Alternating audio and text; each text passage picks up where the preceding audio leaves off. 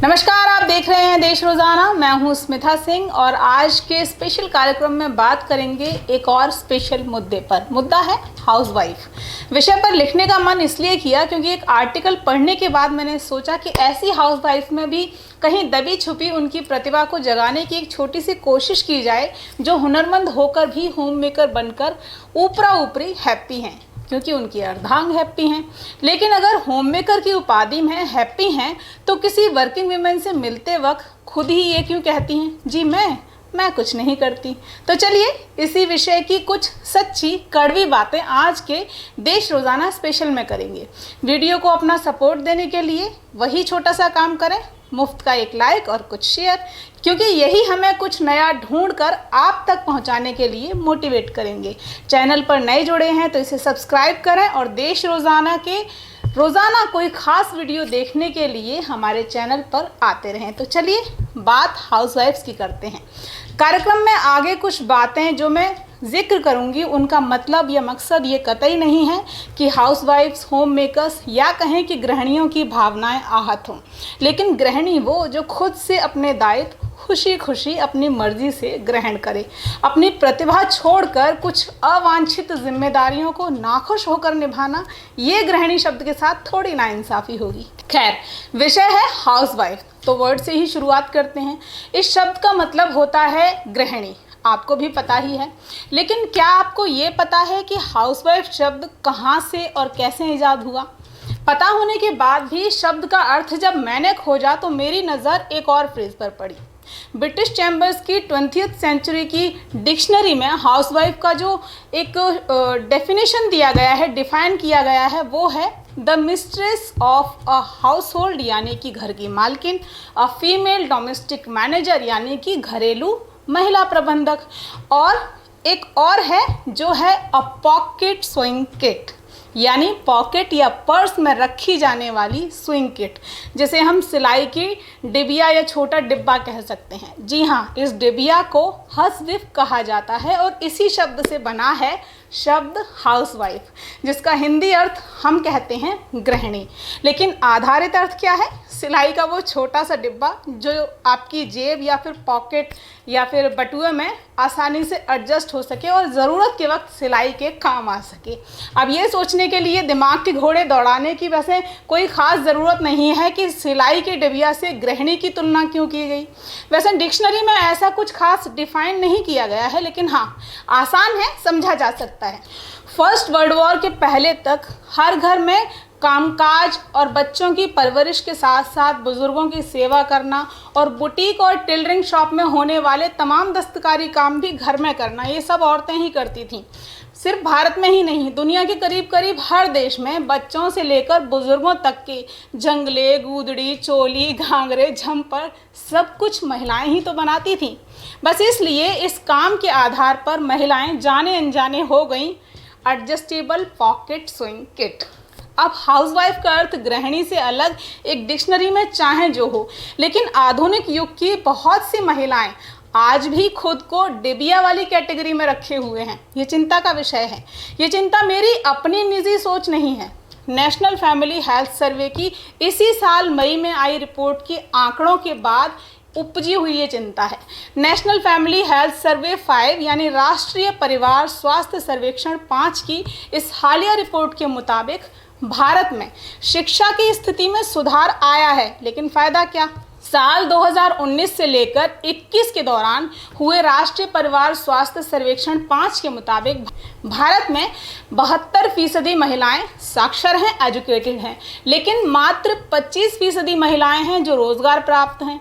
15 से 49 साल की उम्र की केवल 32% महिलाएं हैं जो वर्किंग हैं, कामकाजी हैं, ऐसा कामकाज जिनके बदले वो वेतन पाती हैं। हालांकि पिछले सर्वे के मुकाबले 4 साल में इस स्थिति में कोई खास फर्क नहीं आया है, सिर्फ 1% की बढ़ोतरी यहाँ पर हुई है।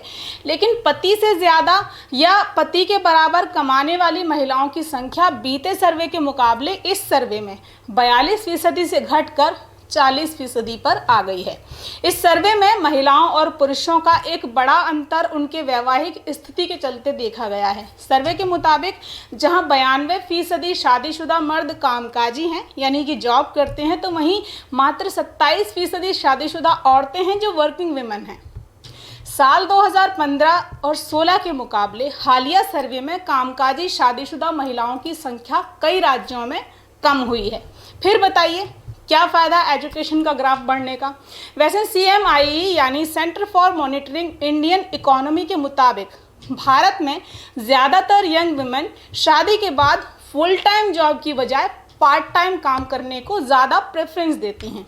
बहुत सी औरतें ऐसी भी हैं जिनके लिए वैवाहिक जीवन की जिम्मेदारियां ही सर्वोपरि हो जाती हैं। वैसे इस सच से भी नहीं जी चुराया जा सकता कि ऐसी महिलाएं बच्चों के पालन पोषण के बाद उनके सेटल होने तक अपने हुनर को ताला लगा देती हैं और गृहिणी के कर्तव्यों में सालों साल इतनी कर्मठ रहती हैं कि बरसों लगाकर ग्रहण की हुई शिक्षा से प्राप्त डिग्रियां अलमारी के किसी कोने में दशकों धूल चाटती रहती हैं। ऐसी महिलाओं की तादाद भी देश में कम नहीं है जो पति के कहने पर दफ्तर छोड़कर घर संभालती हैं। दोस्तों यारों से ऐसे दंपतियों का जब मिलना होता है तो पति अपनी पत्नी को होम मेकर कहकर इंट्रोड्यूस करते हैं। पत्नी भी फूली नहीं समाती। लेकिन अगर इस दौरान किसी वर्किंग वीमेन से इन होम मेकर्स की भेंट हो जाए तो क्या करती हैं? जवाब में ये होम मेकर्स खुद को कुछ नहीं करती जी कहकर इंट्रोड्यूस करती हैं। यानी जो होम मेकर की उपाधि आपको मिली वो म्यूचुअल चॉइस नहीं थी। होती तो जवाब ये ना होता कि हम कुछ नहीं करती, जवाब होता हम घर संभालती हैं। इस सर्वे में पति पत्नी के संबंधों पर भी कई चौंकाने वाले तथ्य सामने आए हैं। यहाँ नेशनल फैमिली हेल्थ सर्वे 5 के कुछ और एक तथ्यों की बात करूँ तो शायद आपको भी हैरानी होगी कि विकास की ओर बढ़ते हमारे देश में आज भी रूढ़िवादी सोच हमारे बीच सांसें भर रही, या कहिए कि हमारी सोच में बिंदास जी रही है। सर्वे कहता है कि यदि पत्नी पति को बिना बताए घर से बाहर जाना चाहे तो 45% की समझ ये कहती है कि ऐसी स्थिति में पति अपनी पत्नी को पीट सकता है।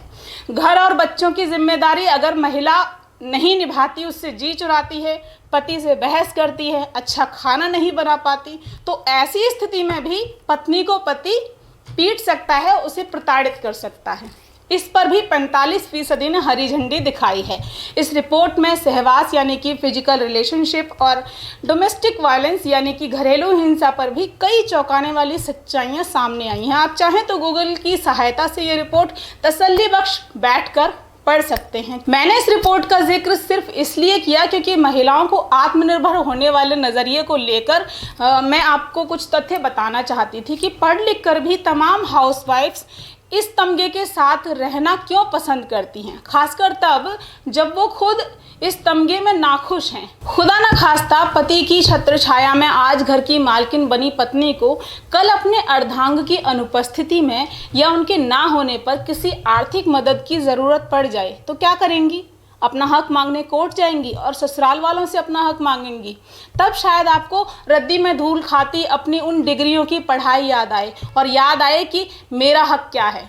ये हक तो भैया इन सबसे पहले हर शिक्षित महिला का एक और हक है, आत्मनिर्भर होना, जिसके लिए ऐसी कोई लक्ष्मण रेखा नहीं है कि आप गृहस्थी में हैं तो कामकाजी नहीं हो सकती, बच्चे ही संभालेंगी, दफ्तर नहीं जा सकती। पति पत्नी दोनों मिलकर दोनों जिम्मेदारियों को बखूबी निभा सकते हैं। हाँ, यदि आप आर्थिक सबल हैं या किसी खास वजह से गृहिणी ही हैं तो इसमें कोई दोष नहीं कि आप घर संभालती हैं। लेकिन ऐसी स्थिति में भी किसी के ये पूछे जाने पर कि आप क्या करती हैं तो जवाब में ये कतई ना कहें कि जी मैं कुछ नहीं करती। यकीन मानिए यही वास्तविक बदलाव होगा जिसकी शुरुआत आपको खुद से करनी होगी। आज के लिए इतना ही, फिर मिलेंगे आपसे किसी नए मुद्दे के साथ। तब तक के लिए नमस्कार।